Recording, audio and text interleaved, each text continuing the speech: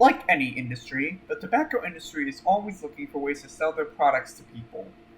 However, the industry is especially interested in marketing their products to youth, a practice which many find disgusting, myself included.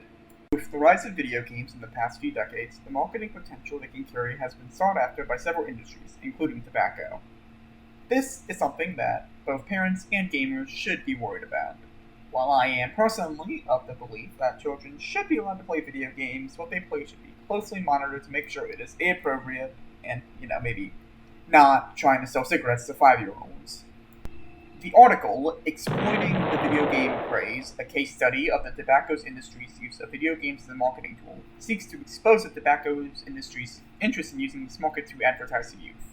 This article was written by Patricia A. McDaniel and Susan R. Forsyth, the former of whom has a PhD in sociology, and the latter of whom has written several other papers on both video games and tobacco.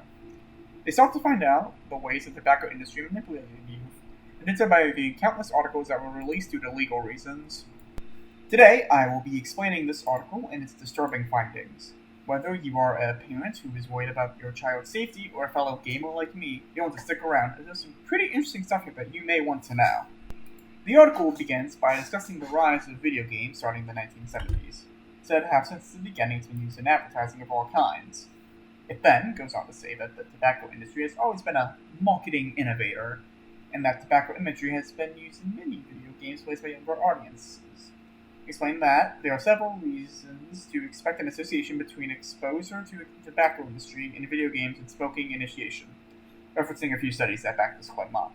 They end the introduction with the purpose of the article, being, quote, "This paper uses internal tobacco industry documents to examine how and why tobacco companies have employed video games to market their products to youth and adults." After the introduction, they then go on to explain the methods of study. They state that, because of litigation, or legal action for us common folk, nearly 50 million previously undisclosed industry documents are archived in a full-text searchable electronic repository.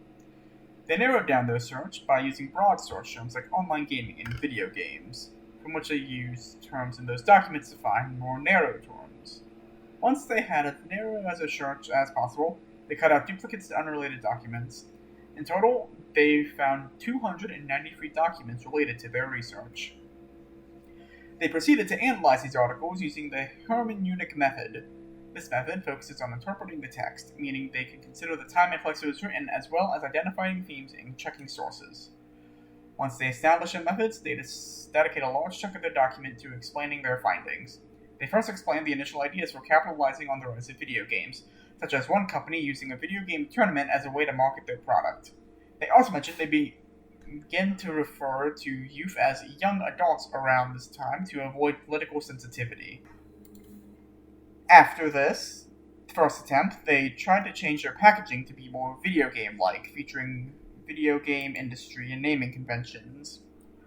The article then goes on to explain that companies started to promote their products in bars across the country.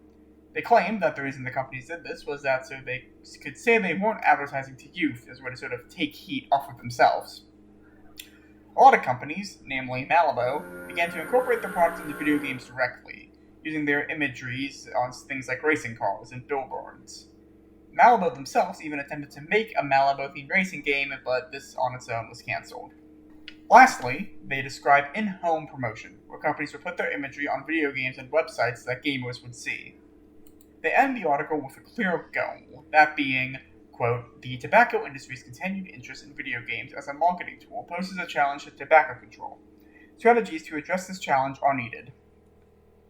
While this article never outright states any ideas, it does a good job presenting the issue at hand, providing that there is a problem that needs to be solved.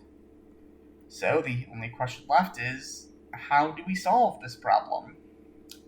One way I can think is to have there be some kind of warning on the box of the game or the site it's being purchased from.